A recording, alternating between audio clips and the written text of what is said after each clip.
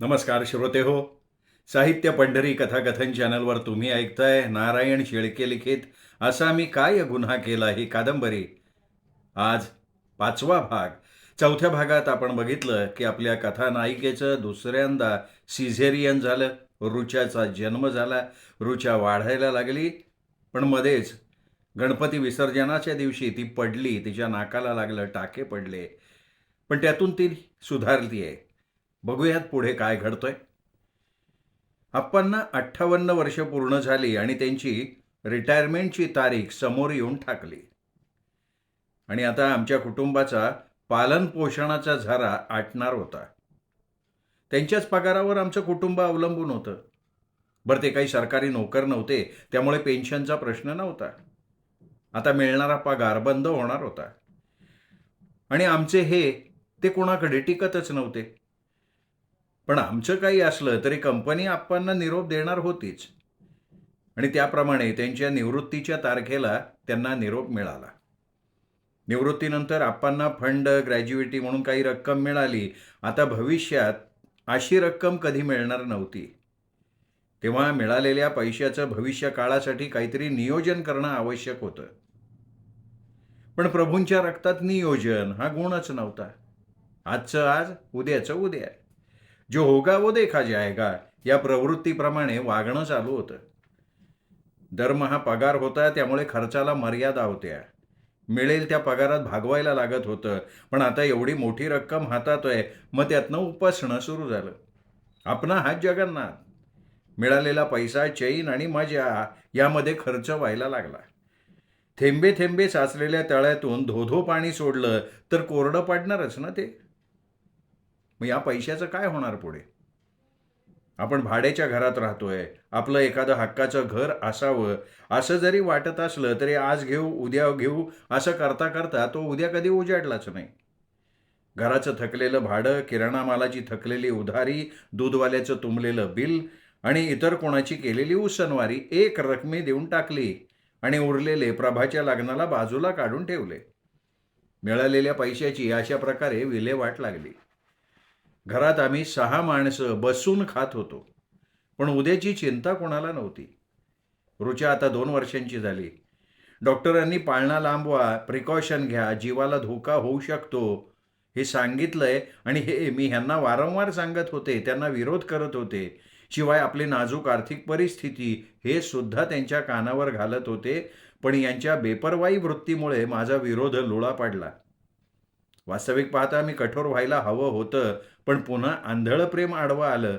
मी पाळणा लांबवू शकले नाही आणि मला रुच्याच्या पाठीवर 2 वर्षातच पुन्हा दिवस गेले.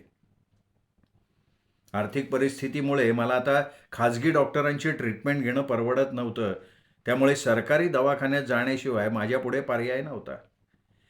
आर्थिक तंगी, भविष्याची चिंता आणि घरातल्या रोजच्या कटकटी, बिघडलेलं वातावरण याचा माझ्या तब्येतीवर परिणाम व्हायला लागला. अशक्तपणा वाढत होता. देवावर भरवसा ठेवून सगळं काही चाललेलं होतं. त्यातच कल्याणचं स्थळ येऊन प्रभावंशांचं लग्न ठरलं आणि ते लग्न डिसेंबरमध्ये होणार होतं. दिवस ऑक्टोबरमध्ये भरणार होते. आता उरला सुरला पैसा प्रभाच्या लग्नात खर्च होणार होता. यात यांची धरसोड चाललेली होतीच. त्यात मी अवघडलेली आणि दारात पोलीस हजर झाले. त्यो शरद प्रभू इथंच राहतोय का? एका पोलिसानं विचारलं. हो, इथेच राहतात, मी म्हणाले. मग हाय कुठं देव? का काय केलं हो त्यांनी? मी थरथरतच विचारलं. ते त्याला विचारा की तुम्ही. हाय कुठं देव? हे बघा, मी काही केलेलं नाही आहे. मी बेकसूर आहे, हे आतून बाहेर येत म्हणाले. तू पोलीस चौकीत चल ना आधी. तिथं तुला पोपटासारखा बोलता करतो बघ, चल. आपण मी काय केलंय ते सांगा. खरंच ना. अहो, यांनी काय केलंय ते तरी सांगा. तुझ्या मित्रानं कंपनीत केली चोरी आणि तू आता त्या चोरीत सामील. नाही नाही साहेब, हे बघा, मी माझ्या बायकोच्या पोटातल्या बाळाची शपथ घेऊन सांगतो, माझा त्या चोरीची काहीही संबंध नाहीये. तू गप आपला मुकाट्याने चल रे पोलीस चौकीत आणि तिथं काय सांगायचं तुला तिथं सांग. आळीतले आजूबाजूचे लोक जमा झाले. समोर माहेरचे सुद्धा दारात येऊन उभे राहिले. सगळ्यांसमोर पोलिसांनी यांना पकडून नेलं. लोकांना चर्चेला विषय मिळाला. माझी तर कंबरच खचली. मला लोकांना तोंड दाखवायची लाज वाटायला लागली. नंदिनी, अगं शरदने असं काय केलंय की त्याला पोलिसांनी पकडून नेलं? आप्पा काळजीयुक्त स्वरात म्हणाले. आप्पा, अहो मला तरी काय माहिती? पण हे चोरी करणार नाहीत असं माझं मन मला सांगतंय. देवटा या थराला जाईल असं वाटलं नव्हतं.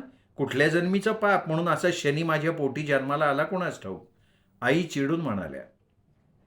आप्पा घाबरले. आम्ही काळजीत पडलो. पुढे काय वाढून ठेवलं हे सांगता येत नव्हतं आणि पुढे काय करावं हेही समजत नव्हतं. आम्ही रात्रभर त्यांच्या काळजीत बसून होतो. रात्रभर त्यांना डांबून ठेवून चौकशी करून सोडून देण्यात आलं, कारण त्या चोरीशी ह्यांचा काहीही संबंध नव्हता. आमचा जीव भांड्यात पडला, थोडीफार आबरू वाचली. जसजसे दिवस भरत होते तसतसं माझ्या मनावरच्या या चौथ्या डिलिव्हरीचं टेन्शन वाढायला लागलं. सासरच्यांचं त्यांचं त्यांनाच पडलं होतं, त्यामुळे माझ्याकडे लक्ष कोण देणार? 15 दिवस आधी मी डॉक्टरीणबाईंना भेटले आणि म्हणाले, मॅडम, माझा जीव वाचवणं आता तुमच्याच हातात आहे. बाईंना पाहिल्यावर मला भडभडून आलं, डोळ्यातनं अश्रुधाराच व्हायला लागल्या. नंदिनी, अगं काय झालं सांगशील का? मॅडम, अहो सासऱ्यांची नोकरी संपली, नवरा बेकार आहे, नणंदेच्या लग्नाच्या तयारीत सगळे गुंतलेले आहेत. माझे दिवस भरत आले तरी कोणी माझ्याकडे लक्ष द्यायला तयार नाही, आणि आर्थिक तंगी. सासरच्या लोकांची माझ्या बाबतीतली बेफिकिरी तुम्हाला माहिती आहे. यात माझं कसं होणार याची मला काळजी वाटतेय. मला माझ्या रुच्यासाठी तरी जगायला हवं ना. डॉक्टर मॅडम उठल्या, माझ्या पाठीवर हात फिरवत म्हणाल्या, नंदिनी, हे बघ, तू आधी शांत हो, आपण काहीतरी मार्ग काढू यातून. मला त्यांच्या या धीराच्या शब्दामुळे आधार वाटला. पुन्हा त्याच म्हणाल्या, तुझ्या घरचे लोक किती निष्काळजी आहेत, बेजबाबदार आहेत, हे मागच्या अनुभवावरनं मला माहिती आहे. हे बघ, तू ससूनमध्ये ॲडमिट हो, 15 दिवस बेड रेस्ट घे. तुला खूप अशक्तपणा आलाय गं. ससूनला माझा वार आहे, मी तुला चिठ्ठी देते. माझा वार नसला तरी तू मला फोन कर, मी येईन. खरं सांगू का मॅडम, तुमच्या रूपानं देवीच भेटली. मी तुमचे उपकार या जन्मी तरी नाही विसरणार. डॉक्टर मॅडम काय म्हणाल्या ते मी घरी सांगितलं, पण प्रतिसाद थंड. बघू पुढचं पुढे. बेडरेस्टसाठी ससूनला 15 दिवस ॲडमिट व्हायचं तर रोज कोण हेलपाटे मारणार, म्हणून मी पुण्यातल्या काकीकडे विश्रांती घ्यायचं ठरवलं. नवरात्रीचे दिवस होते, घरोघरी घटस्थापना झाली होती, काकांकडेही झाली. नवरात्रात एक दिवस फळे, लाया, साखर फुटाणे देऊन कोरड्या सवाष्ण घालायची आमच्याकडे पद्धत आहे. त्या दिवशी काकूंकडे सवाष्ण पूजन होतं, सवाष्णींना आमंत्रणं दिली होती आणि सायंकाळी तो समारंभ होता. पण मी आदल्या रात्रीपासून अस्वस्थ होते. तरी पण सकाळी उठून स्नान वगैरे करून मी देवासाठी सहाणेवर गंध उगाळत होते. काकूंना माझा चेहरा उतरल्यासारखा दिसला. त्या म्हणाल्या, नंदिनी, तुला बरं वाटत नाही आहे का गं? नाही, तसं काही नाही, बरी आहे मी. अगं, पोट दुखतंय का? नाही, पण थोडं अस्वस्थ वाटतंय. मग तू झोप, ते गंध उगाळणं राहू दे, मी घेईन उघडून. मला वाटलं घरामध्ये नवरात्रीचा उत्सव आहे, आपल्यामुळे रंगाचा बेरंग नको व्हायला. त्यामुळे मी सहन करत होते. सारखी बाथरूममध्ये जात होते. मला जास्त त्रास व्हायला लागला. आता तर मला उठता बसताही येईना. हे बघ नंदिनी, तुला जास्त त्रास होतोय, तू अंगावर काढू नको. माझ्या सवाष्णीची काळजी करू नकोस गं. असं म्हणून त्यांनी काकांना हाक मारली. अहो ऐका, नंदिनीला जरा जास्त त्रास व्हायला लागलाय. बरं मग आता? नाही, तिला ताबडतोब ससूनला न्या. काकांनी रिक्षा आणली. दोघांनी मला रिक्षात बसवलं. काकी मला रिक्षात धीर देत होत्या, काळजी करू नको, सगळं ठीक होईल. पण मी ऐकायच्या मनस्थितीत नव्हते. मागच्यासारखं पोट फुगलं होतं, ते छातीला टेकलं होतं. मला स्ट्रेचरवर ठेवून ताबडतोब रूममध्ये हलवलं. शिकाऊ डॉक्टर तपासून जात होते. मी त्यांना ओरडून सांगत होते, डॉक्टर, माझी केस नॉर्मल डिलिव्हरीची नाही आहे, चौथ्यांदा सीझर आहे. पण कुणी लक्षच देत नव्हतं. तितक्यात तिथे एक सिनियर डॉक्टर आले. त्यांना मी माझी हिस्ट्री सांगितली. डॉक्टर कमल परांजपेबाईंना माझी केस माहिती आहे आणि आधीची 3ही ऑपरेशन्स त्यांनी केली आहेत, त्यांना बोलवा असं मी त्यांना म्हणाले. त्या डॉक्टरांनी डॉक्टर परांजपेबाईंना फोन लावला. इकडे माझी अवस्था फार बिकट झाली. श्वासोच्छवास करता येत नव्हता. आपण गुदमरून मरतोय का काय असं वाटायला लागलं होतं. डॉक्टर परांजपे ताबडतोब आल्या. त्यांनी माझी स्थिती बघितली. मला ताबडतोब ऑपरेशन थिएटरमध्ये हलवलं. माझं 4थं सीझर झालं आणि 8 पाऊंडाची गुटगुटीत मुलगी जन्माला आली. डॉक्टरांनी सुटकेचा श्वास सोडला. तुम्ही माणसं आहात का कोण आहात? वारंवार सांगूनही तुम्ही हिला एवढ्या उशिरा का आणता? आणखीन थोडा वेळ झाला असता तर आई आणि मूल दोघंही मेले असते. अहो डॉक्टर, ते तिला आणि आम्हाला दोघींनाही समजलंच नाही. काकू बिचाऱ्या घाबरल्या, थरथर कापत होत्या. अहो, गर्भाशयाची पेटवी फाटली होती, मूल छातीला लागलं होतं, म्हणून तिला श्वासोच्छवासाला त्रास होत होता. अजून थोडा उशीर झाला असता ना तर मी काही करू शकले नसते. या दोघांच्या मृत्यूला तुम्ही जबाबदार राहिला असतात. तुम्ही कोण हिच्या? मी चुलती. मग तिचा नवरा, सासू सासरे ते कुठे आहेत? ते भोरला आहेत. ते काय करतायत तिकडे? हिच्या मृत्यूच्या बातमीची वाट बघत बसलेत का तिकडे? डॉक्टरांच्या या बोलण्यावर बिचाऱ्या काकू काय बोलणार? जगात बेजबाबदारपणाचं बक्षीस द्यायचं झालं ना तर ते या प्रभू कुटुंबाला द्यायला लागेल. हिच्या आयुष्याची दोरी बळकट म्हणून ही तिसऱ्यांदा वाचली. डॉक्टर उद्वेगानं म्हणाल्या. नंतर सासू सासरे बघून गेले, पण यांचा काही पत्ता नव्हता. 2 दिवस वाट बघून मी यांच्या मित्राजवळ निरोप दिला की शरदला भोरला कळवा. तो मित्र स्वतः भोरला गेला. शरद घरी सापडला नाही. तो कुठे हे आई नानांना माहिती नव्हतं. शेवटी मित्रांनी त्याला शोधून काढलं तर हा पत्त्याच्या अड्ड्यावर पत्ते कुटत बसला होता. मित्रांनी त्याला पुण्यात आणलं, ससूनमध्ये घेऊन आला. त्यांनी मुलीला बघितलं आणि म्हणाले, अरे वा, मुलगी गोरीपान आहे, सुरेख आहे, केस सोनेरी आहे, जणू काही टॉम बेबी. दोघेही हसले. पण पुन्हा मुलगीच झाली म्हणून आई नाराज झाल्या. आणि त्याहीपेक्षा माझं फॅमिली प्लॅनिंगचं ऑपरेशन झाल्यामुळे त्यांना त्यांच्या वंशाचा दिवा मिळणार नव्हता. पण त्यांना हे कळत नव्हतं की तुमचा वंशाचा दिवा काय दिवे लावतोय. मग हवा कशाला अजून वंशाचा दिवा? कुठे इस्टेट वाया चालली आहे? राहायला स्वतःची टिचभर जागा नाही, हवा कशाला वंशाचा दिवा? पण मी मात्र खुश झाली होते. माझी शापातून मुक्तता झाली होती. प्रत्येक वेळा अग्निपरीक्षा, पुनर्जन्म, हॉस्पिटलच्या वाऱ्या, काका काकूंना त्रास. लग्न झाल्यापासून मी या सत्व परीक्षांना सामोरं जात होते. त्यातून माझी कायमची सुटका झाली म्हणून मी खुश. 4थ्यांदा सीझर होऊनही ते यशस्वी झालं. 9व्या दिवशी टाके काढले, ते कोरडे निघाले म्हणून डॉक्टरीणबाई काळजीमुक्त. डिलिव्हरी ससूनमध्ये झाल्याने ऑपरेशन फ्री झालं. आम्हाला फार थोडा खर्च आला. आपली काहीतरी आठवण हॉस्पिटलच्या उपयोगासाठी म्हणून आमच्या ऐपतीप्रमाणे भात वाढणी भेट म्हणून दिली. नंतर आम्ही आलो भोरला. माझ्या नशिबात बाळणपणाचे चोचले नसल्यामुळे याही वेळा ते झाले नाहीत. त्याचप्रमाणे बाळाचं नाव ती चित्राप्रमाणे सुरेख म्हणून चित्रा ठेवण्यात आलं. आम्ही तिला चित्रा म्हणून हाकसुद्धा मारायला लागलो. ठरल्याप्रमाणे 14 डिसेंबरला प्रभाचं लग्न होतं.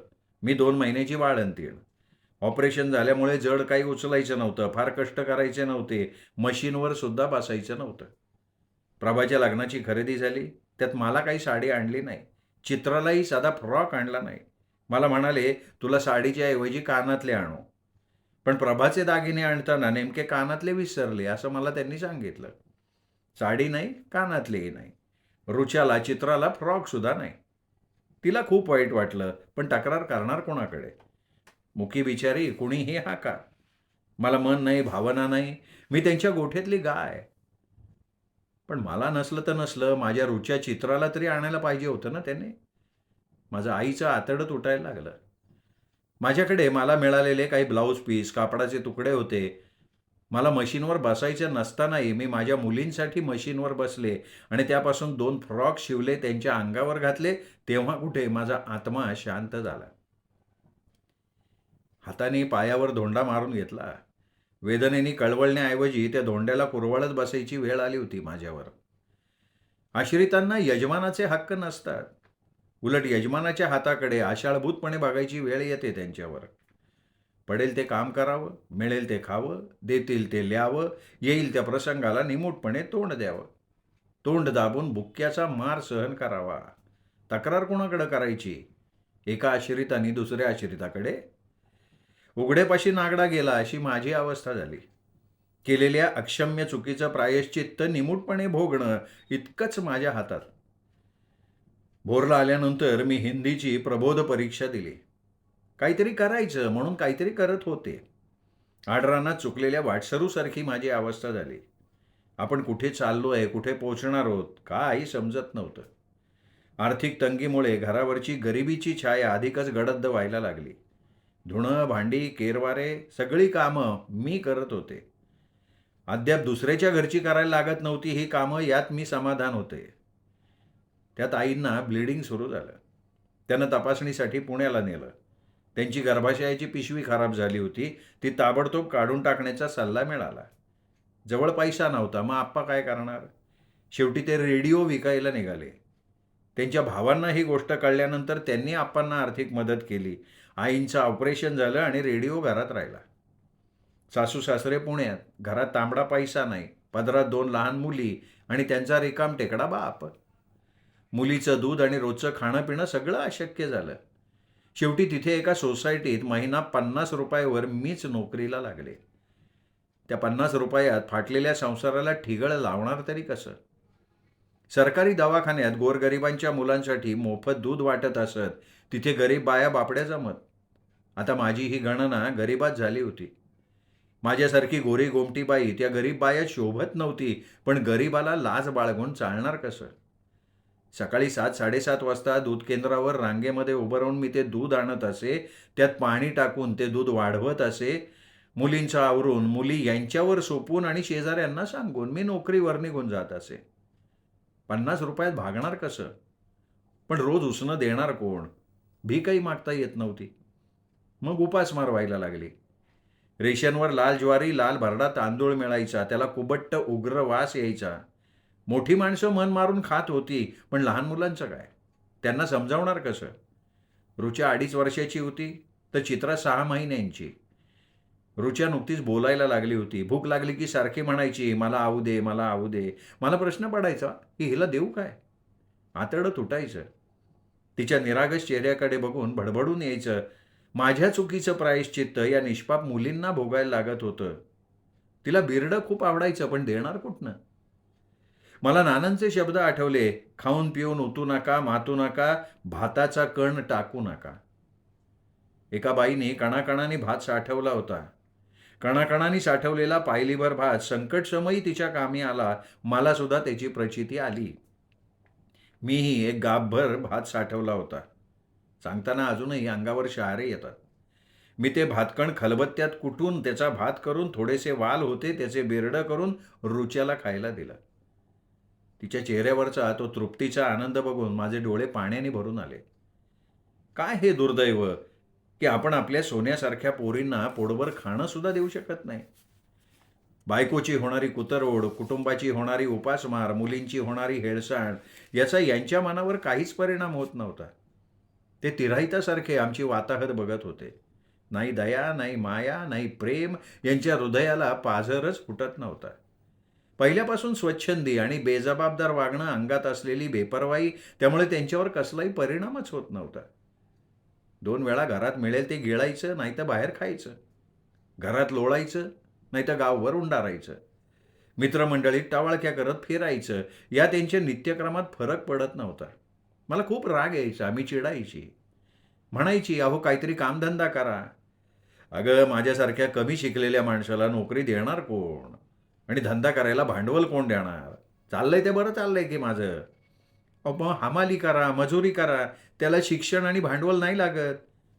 पण लोक काय म्हणतील? लोक काही म्हणाले तर त्यांना म्हणावं, उपाशी मारणाऱ्या माझ्या बायकोला, पोरींना खायला द्या. हे असलं आपल्याला नाही जमणार. तुम्ही एकटे नाही आहात. तुम्हाला बायको आहे, मुली आहेत, याची जाण ठेवा. मग जाण आहे की मला जाण आहे. मी नाही म्हटलंय का त्याबद्दल? मग त्यांना पोसायचं कोणी? काय इतके दिवस आप्पा होते, आता तू. मी एकटी काय काय करणार? उठल्यापासून मरमर करते, नोकरी करते, आणि तुम्ही पुरुषासारखे पुरुष असून उपयोग काय? अगं मी पुरुष आहे म्हणून तर पोरी झाल्या ना आपल्याला. तिथे कमी पडलोय का मी? अहो जनावरांना सुद्धा पोरं होतात. पण जनावरं सुद्धा कष्ट करतात. आणि कुटुंब पोसायची ऐपत नव्हती तर लग्न कशाला केलं?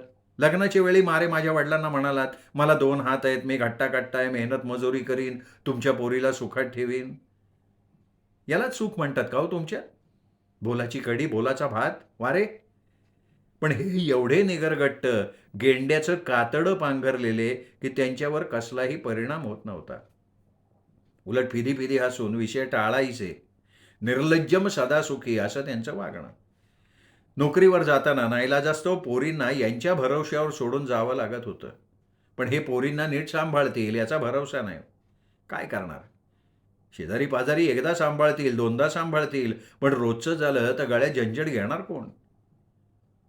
यांच्या भरवशावर पोरींना सोडून एकदा नोकरीवर गेले. चित्रा पाळण्यात झोपली होती रुच्या कॉटवर. यांना वाटलं पोरी झोपल्या आहेत, मग हे पोरींना सोडून गेले बाहेर भटकायला.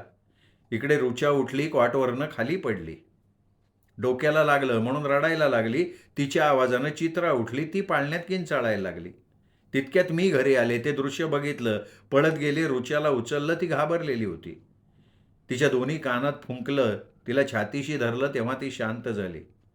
तिच्या केसातून हात फिरवला तर डोक्यावर टेंगोळ. नंतर मी चित्राला घेऊन हृदयाशी कवटाळलं, मग तीही शांत झाली. यांच्या या बेजबाबदार वृत्तीचा मला संताप आला. थोड्या वेळानं हे घरी आले. अरे बापरे, उठल्या होया.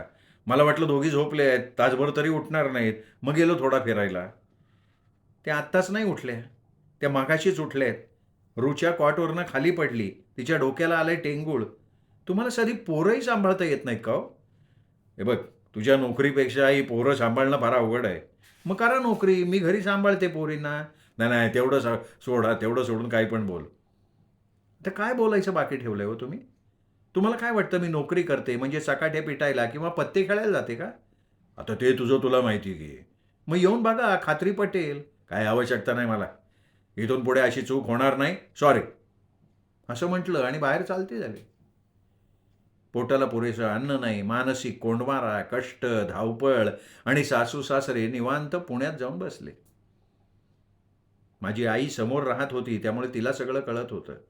तिचं आतडं तिळतिळ तुटत होतं, पण ती परावलंबी असल्यामुळे काही करू शकत नव्हती.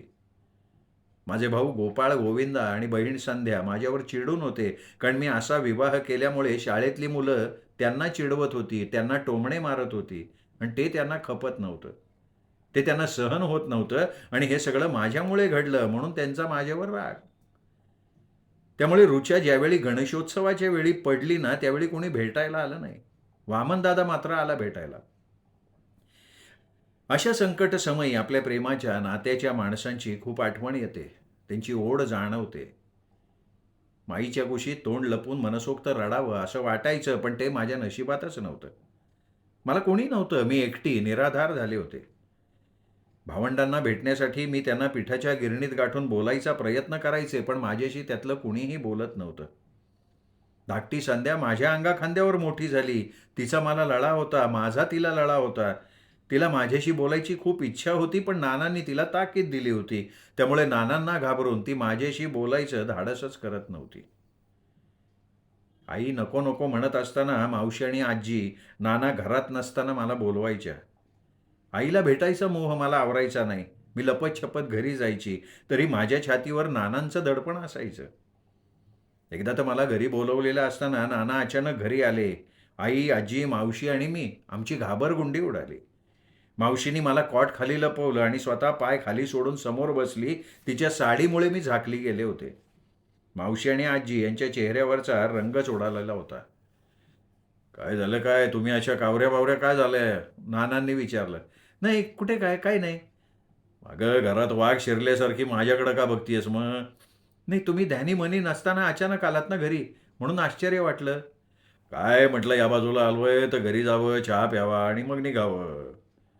नाना मावशीसमोर बसत म्हणाले, पण मावशी चहा करायला उठू शकत नव्हती. तेव्हा आजी मावशीला म्हणाली, अगं तू बस हां, मी करते हो चहा. अहो तुम्ही बसा, या वयात कशाला दगदग करताय, बसा ना शांत. अहो बसून बसून पायाला मुंग्या आल्या आहेत, त्या निमित्तानं पाय मोकळे होतील. आजी तटकन उठली, चहा करायला गेली. माझे मावशीच्या छातीचे ठोके वाढलेले होते. ती 10 मिनिटं मला युगायुगासारखी वाटली. मी कॉट खाली घामाघूम झाले होते. आजीनी चहा करून आणला, नानांनी चहा घेतला आणि दुकानात गेले. मावशीनी दारात जाऊन बघितलं, ते दृष्टीआड झाल्यानंतर मला कॉट खालून बाहेर काढलं. मंगळवार हा आठवडे बाजाराचा दिवस, पण मला तो असून नसल्यासारखा होता. दातावर मारायला पैसा नाही, खरेदी काय करणार बाजारात जाऊन? नाना बाजार करत, भाज्या, कडधान्य, हंगामी खाऊ आणत, त्यातलं थोडं थोडं बाजूला काढून आई मला गुपचूप पाठवत असे. असहाय्य मुलगी आणि तिच्या 2 लहान मुली यांचे चाललेले हाल आईला बघवत नव्हते.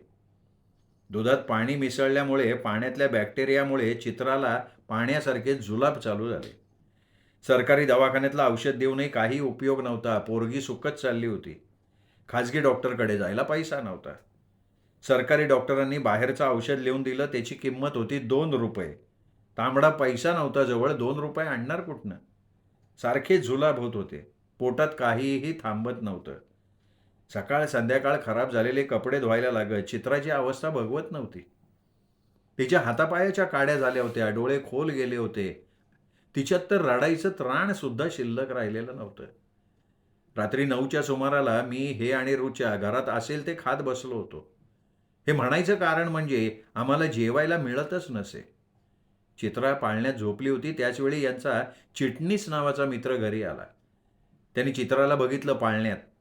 त्याला तिची अवस्था सिरियस वाटली. त्यांनी हाक मारली, "शरद बाहेर ये." आम्ही धावत बाहेर आलो तर तो म्हणाला, "हे बघ शरद, ही चित्रा झोपलेली नाहीये, ती बेशुद्ध पडली आहे. तिची हालचाल थांबली आहे. तिला ताबडतोब हॉस्पिटलमध्ये हलवा." "अरे नाही, ती अशी अलीकडे पेंगोळलेलीच असते." "मग दुसरं काय करणार ती? तुम्ही करा तिच्याकडे दुर्लक्ष. हं? अरे आईबापात का वैरी आहात तिचे? किती दिवस ते जीवानी तग धरायचा? चल." आम्ही तिला ताबडतोब सरकारी दवाखान्यात घेऊन गेलो. डॉक्टरांनी तपासलं. आमच्या हलगर्जीपणाला दोष दिला, सलाईन लावलं आणि वेळ न दवडता पुण्याला न्यायला सांगितलं. जाणार कसं? जवळ पैसा नाही. आमची परिस्थिती त्या चिटणीसच्या लक्षात आली. त्यांनी त्याच्याकडचे पैसे दिले. रात्री जायला एसटी नव्हती. लाडांची जीप मिळाली. समोर नर्स राहत होती. तिने पुण्यात जाईपर्यंत चमचा चमचा ग्लुकोज द्यायला सांगितलं. रुच्याला शेजाऱ्यांच्या हवाली करून घरदार उघडं टाकून चित्राला रातोरात ससूनमध्ये ॲडमिट केलं. ऑपरेशनमुळे आई आणि आप्पा पुण्यात होते. यांनी आप्पांना सगळी हकीकत सांगितली. तेही घाबरले, पण आईंना सांगू नको असं म्हणाले. आप्पा आणि काका ससूनमध्ये आले. सगळ्या चाचण्या होईपर्यंत पहाट उजाडली. वाळलेल्या मनगटात शीर सापडत नव्हती. बराच वेळ टोचून टोचून तिच्या केविलवाण्या रडण्याच्या आवाजानं माझा जीव मात्र कासावीस झाला. शेवटी तिच्या पायाला गव्हा एवढी जखम केली आणि तिथल्या शिरेतनं सलाईन देण्यात आलं. पाय हलू नये म्हणून तिचा पाय फळीला बांधून टाकला. रात्रभर डोळ्यात तेल घालून आम्ही बसून होतो. दुसऱ्या दिवशी सकाळी चिल्ड्रन स्पेशालिस्ट डॉक्टर राऊत आले.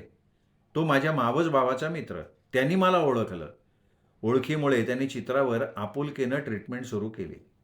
मी नेसत्या वस्त्रांनिशी गेले होते. त्यामुळे 3 दिवस ना वेणी ना फणी ना आंघोळ न धुणं, फक्त हातपाय आणि तोंड धुत होते.